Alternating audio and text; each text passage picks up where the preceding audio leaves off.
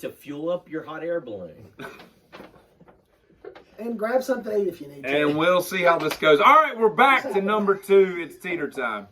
Okay. Number 2. Number 2. This is going to be... This is nitty gritty time. It's nitty gritty. And I'm probably going to get pushed back. But, Maybe.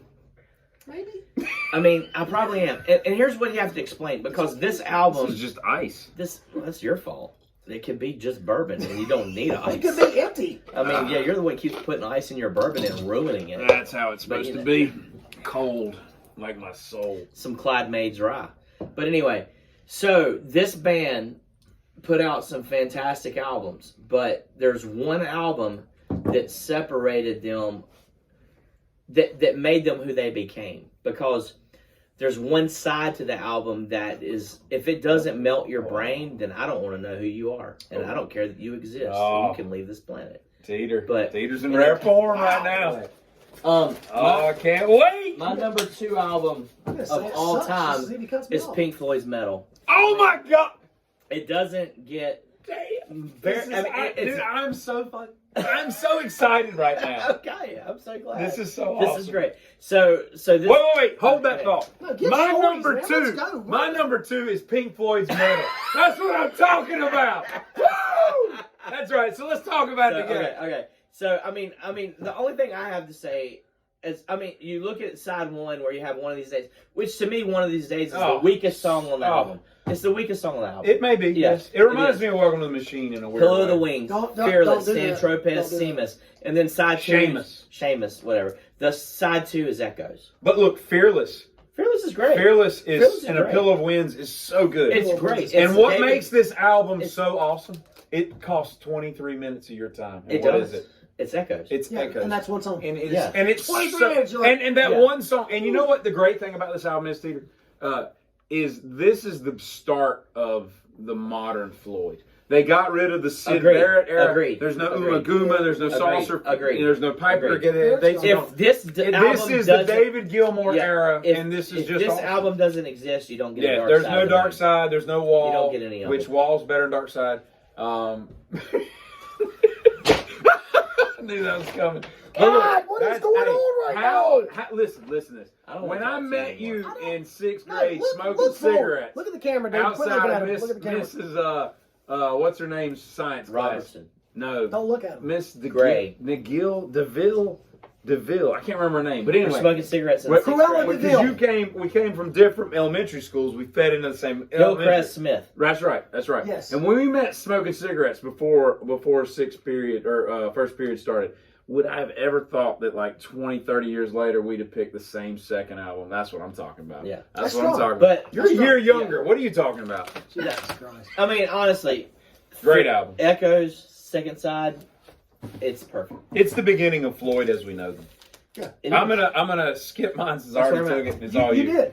That's awesome. Oh God, don't let it fall. You got it, Mace. Two for me. If you look at the song list from start to finish, it's fantastic. The truth is, I've told my daughter who is now 19. I've told my daughter who is now 19. P. If you want to start with one album to really, and she listens to music. You know, I've got her going. My son's listening to stuff. Elton John's his favorite right now. He's 9. But I told my daughter, if you really want to start with something, grab my number 2 and listen to it from start to finish. You know, before this album, there was Janessie and there was Joni Mitchell, there was Joan Baez. They had those same feels to them. This is more of a group effort that puts a lot of things together. Like I said, this group could have been called Fornication Station had you wanted to do it, and you know, it would have been great. But number 2 for me is Fleetwood Mac Rumors. It doesn't get much better than that. What's your favorite song? Mine? On there. The Chain. The Chain. Yes. It's a good one. Songbird. Such a good one. It is. I can't Gold believe Dust this. Woman is fantastic. It's fantastic. What's the story behind Gold Dust? Break. I mean, you got Lindsay singing about what?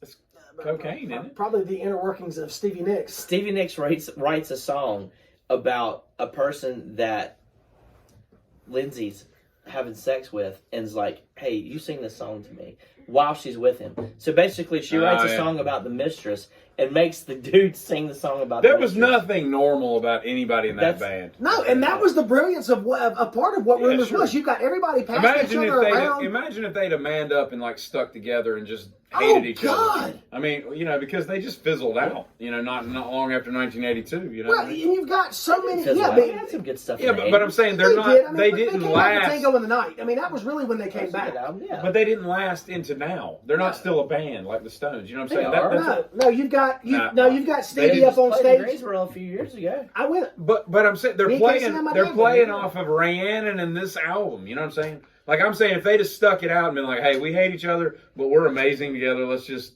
let's just take separate tour buses and keep recording." I'm just kidding. I hate Pearl Jam. But everybody wanted to branch off, and honestly, I mean, everybody knows the most successful single career of the whole thing was Stevie Nicks. One, because she was eye candy in a top 5. There's a poster. You see her right there? Yes, absolutely. I don't think for so many young adolescent boys to their mid-teenage. She's got the body of a 12-year-old boy. You have lost your mind. Okay, give me your number one. That's absolutely terrible. Christine McVie. Number one. You get off this McVie bullshit with Songbird. Yeah, please stop. God, stop it. She don't like to fly on airplanes. Number one and for neither me. do I. But she doesn't like to fly on airplanes. All right, number one. We got a drum roll. Oh, number one for me is Unmatched. It will never be matched. What album is that? Unmatched. It will never be matched. It takes me back to when I was 8, 9 years old. I remember playing with my friends, doing different things. You come back in, you're exhausted, you eat dinner, pass out on the couch. Floyd, yeah, it's got to be Floyd. I'm raised by a single father who's doing his own things. He's got his own music. And I remember being woke up one night at 2 o'clock in the morning to what sounded like the loudest damn alarm clock I'd ever heard in my entire life. It blew my mind. It's time. It's Dark Side of the Moon. And then, not to mention, I hear this just creepy laughing, and I'm sitting here and I'm looking at my dad going, "What the hell is going on?" And it's dark. I've got like a lamp over here, and I remember, I'll never forget it. He looked at me and he said, "One of these days you're gonna appreciate this shit, boy." One of these days was on metal, though. One of these days you're gonna appreciate. You're gonna appreciate this shit. And I thought, man, I'm 9. Like, what are you talking about right now? It took me till I got to probably 18. My dad did that, but Neil Diamond. But there, Hot August Night. That's so embarrassing. That's a great live album. But there, to me, there is never an album that would be matched with this. And honestly, across the board, if you look at the what the consensus pick is, you've got an album that was in the top 200 for almost 19 straight years. 19 years. Yeah. It's untouched, and that is DSOTM. BKS. The Dark Side of the Moon. Now, did you get a tattoo of that album? I did. He did. Show it to him. I have a whole Pink Floyd. Look at that. It's a Pink We have Floyd. the pig. Nope. We have the wall.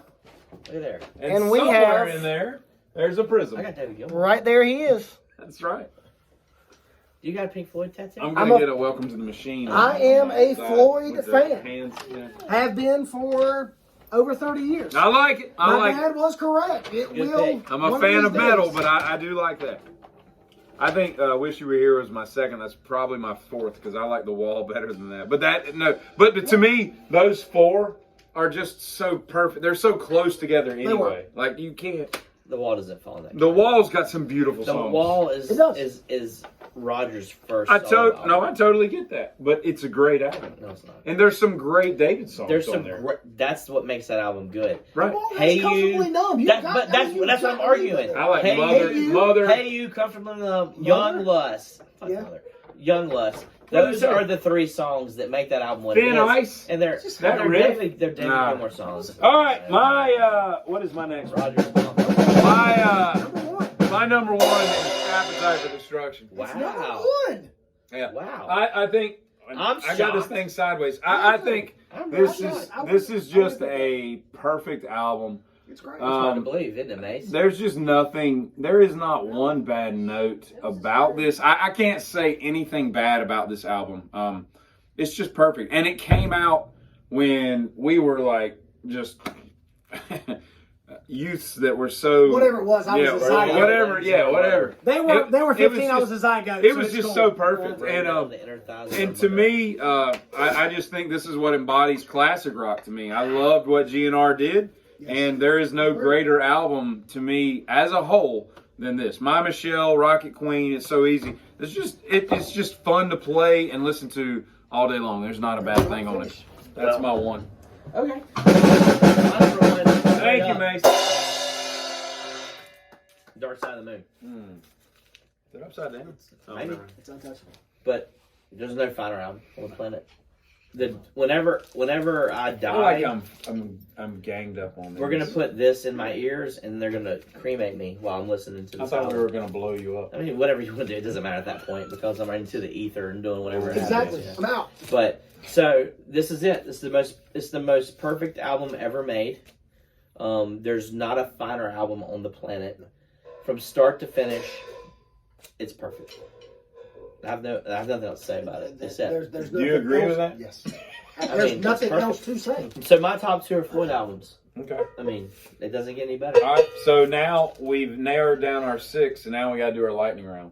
The honorable Honorable mentions. The honorable mentions. Take it away with number 17. Number 7. I don't even know if I ordered these. I just threw them in. I don't even know if they're in order. I just threw them out there. Number 7 honorable mentions. The Doors. Ooh, Good. Oh. Great. It's the Doors. I'm going to throw album. mine out here. Oh God, that's disgusting. That's what I'm talking about. That's what I'm talking about. It's the Doors' first album. It's so good. I mean, it's so perfect. You get this artistic side of Jim Morrison meets this very creative side of the rest of the guys, Ray, all of them in the band, and you get everything from Break On Through to Light My Fire, which is blah blah, and it ends with the end. Crystal Ship. Crystal Ship's great. So good. But Backdoor Man, I Looked at You, Into the Night, Take It As It Comes, 20th Century Fox, Alabama Song, Soul Kitchen. It's all fantastic. It is good. But it ends with the end. And Soul Kitchen, for example, right? Yeah. When you listen to Soul Kitchen, to me, that is such a 60s rock sound.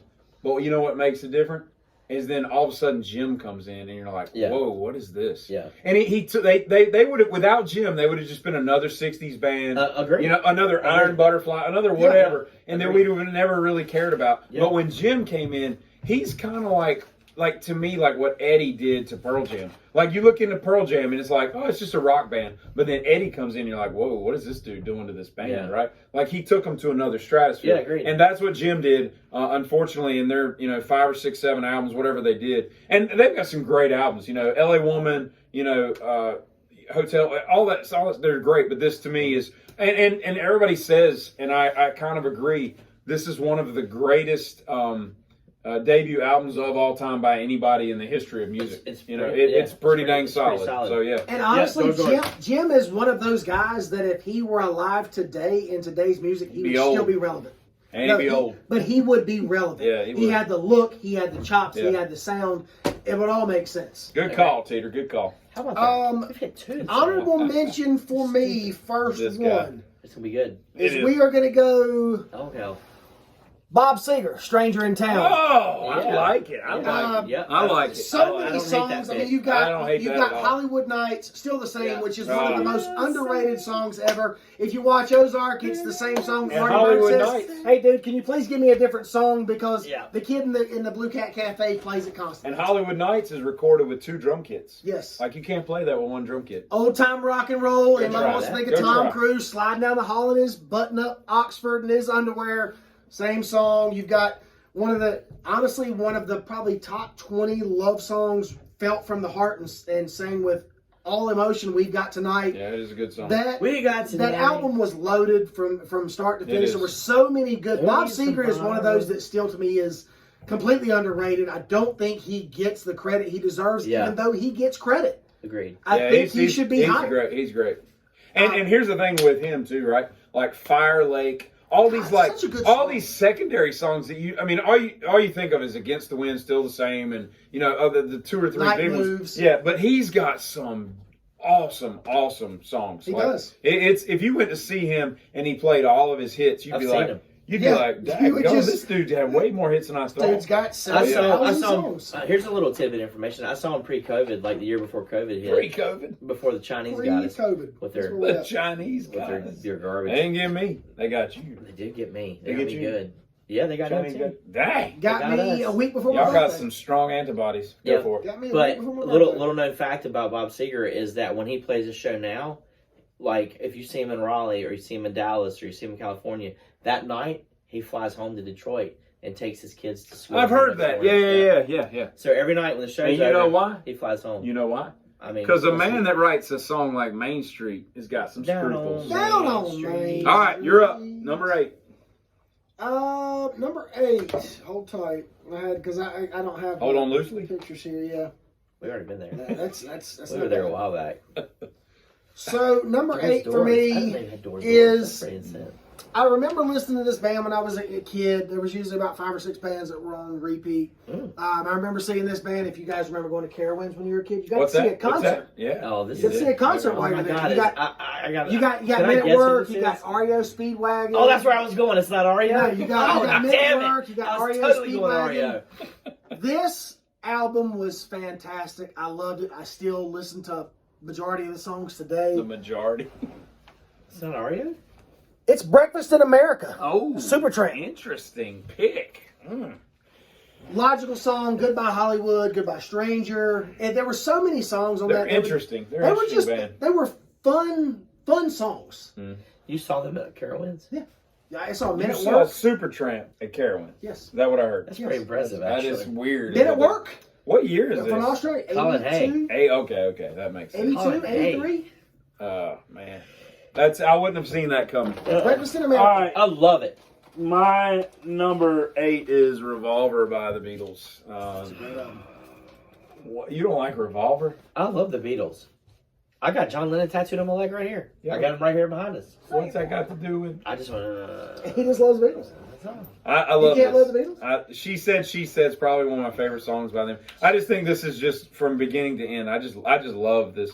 And Your Bird Can Sing, Dr. Robert. I'm Only Sleeping. But this is when the Beatles turned the rock. Yeah, I don't like that. They became the rock. I don't like that.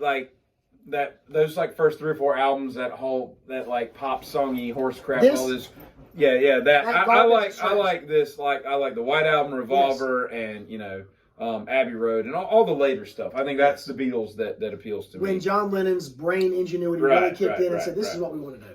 Yeah, so mine is Revolver. That's my favorite Beatles album, and I don't know how and I get how you can argue that maybe the Beatles' early stuff wasn't necessarily classic rock, but you can't argue that they didn't change music forever. They did, and if you in 6 years. Say that, then you got to say they're on this list. And for me, this is their best offering.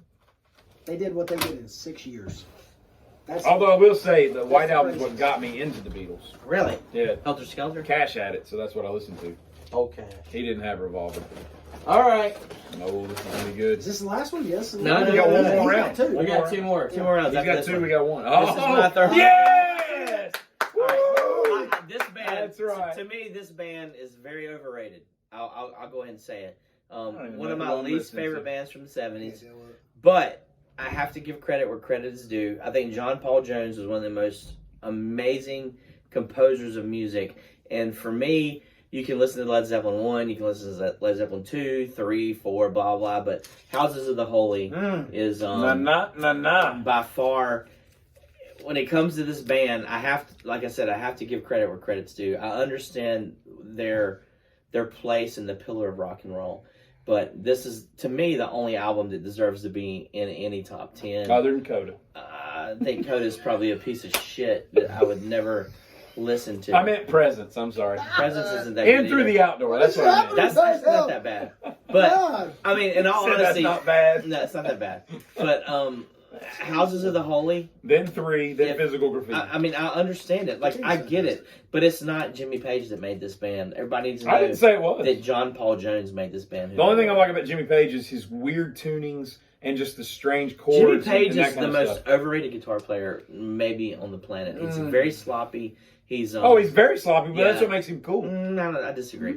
But his sloppiness doesn't rival Keith's sloppiness. But it's a different kind of sloppiness. It's a different kind of sloppy. But John Paul Jones makes this album in my honorable mention of one of the greatest classic albums of all time. Teeter and I are locked in on some stuff, I got to tell you. Sure. It's not bad. All right, so now you got to have your last honorable mention. I don't know how this album didn't make my top 5. Or top 6. It was such a hard pick. I had to get Metal and Dark Side in there because those are the 2 greatest albums ever made, in my opinion. Metal? What do you mean? Metal. M-E-D-D-L-E. Metal, M-E-D-D-L-E. Oh, I'm sorry. Yeah, and I love of this band. I already have them in there. Let It Bleed's my favorite. It is my favorite album by Rolling Stones, but Sticky Fingers is definitely two Stones albums. Is honorable mention. I mean, my second favorite Stone song is "Can't You Hear Me Knocking," next to "Give Me Shelter." So, I mean, to me, Sticky Fingers. Is that the original one? It is with the zipper. With the zipper. I don't come with garbage. Oh, I like it. I don't come with garbage. And what did they do with these? Why did they change it? Because behind it is a big phallus. No, it's because when they laid them on top of each other, What's going on right the weight of the real zipper started messing up the album. But watch this. So they moved it in. If you unzip this, there's a little pair of underwear in there. Yes, there is. That's not Yeah, look behind it it. is. You saw like Harry Crumb with a little fallacy. There's a new Look at that. Oh, there it is. Pretty cool. That's messed up. Now, All right. now I ruined it. Anyway, Sticky Fingers is my last honorable mention. I got to tell you, I had a hard time between London Calling, Eat a Peach, Street Survivors, Back in Black, all those. But I came out with Rush's 2112. Oh. I love this album. It's like two songs basically. It's a lot like Echoes. It's just two basically songs. But just this is how I fell in love with Rush. I worked with a guy in like 2000, I guess, and he turned me on to Rush, and all I knew was what they played on the radio. And he's like, "Listen, man," he's like, "borrow this." And so I took 2112 home, and I mean, from beginning to end, you wouldn't know any of it if you're not, more than a radio fan. But that album right there is so amazing. Alex Lifeson, Geddy Lee, and Peart are just so perfect, and they just do some of the craziest stuff. And if you can get by Geddy Lee's voice, which is really the biggest thing that most people get turned off by. Rush is just a whole world waiting for you. Moving pictures, hemispheres, all that crap that comes after it. But to me, it's. Do you have a Rush tattoo? No, but I'm thinking about it. I just don't know. I was going to do that, but I don't want some nude boy on me. You know what I mean? Yeah, and a pentagram. That'd be awesome. That's not a pentagram. That's a pentagram. See, that's just a star. You turn it upside down. But yeah, I would like a Rush tattoo one day. But yeah, so like. Rush 2112. That's my last one. Wow. All right, we end with you. My last one is. I swear, if it's CCR, I'm coming across this guy. It ties into my favorite. I had to put another one. Have you ever seen the rain? For what you haven't been told, Scud. It comes from the Shining Crazy Diamond. And when you have one at the beginning of those and one at the end of those mixed in with a machine. Wishing you were here in a cigar. It's which one's pink? By the way, but that's the whole thing. By the way, which one's pink? And that would be Pink Floyd. Wish You Were Here. Great album. Great album. Great album. You have different looks for this album cover. Yeah. You have the handshake here between the robots. You have the two men, one who's on fire, standing out in front of an industrial park-looking building, which I have several T-shirts. See, I always thought it was a backlot of a studio. Posters. It might be. It looked like it might be. Yeah. Great. But to me, the beauty of 30 minutes worth of two songs to start and to end an album that have probably 5 minutes of words in them. Yeah. Is where you get to tell your own story, listening to the music instead of having somebody else tell you the story. So that's why "Wish You Were Here" it honestly was number 7. Can't argue with it. All right. This has been awesome. Three Floyd albums. This has been awesome. That is good. That is good. Do you have any Floyd? Who, me? Metal. Yeah, you had Metal. I had Metal, yeah. Right, you had Metal. I had Metal early on. Oh, that's good. Rush 2112. I tell you this, though. You include all 15, 14, whatever albums we come up with that weren't duplicated. You got some damn good music. And, you got a desert island for the ages. So, exactly. Giddy up. Mr. Bell. All right, here is the final tally. We had several that were cross picked, I guess we could call it. So yeah, nothing away across pretty the three cool. there, right? Nobody else had Supertramp except the Scud, but which is great. Is there a 3 across? Are there? No, I don't think so. We matched Dark Side. We matched Boston. We matched Rumors. We matched The Doors, and we matched we had an Appetite. We had 2 Appetites. House of the Holy as well. So at least like 6 or 7 things that were double matched. So that was pretty cool. All right. So anyway, I thought this was a pretty cool thing to do. My waters. Giddy up. They're empty. Oh.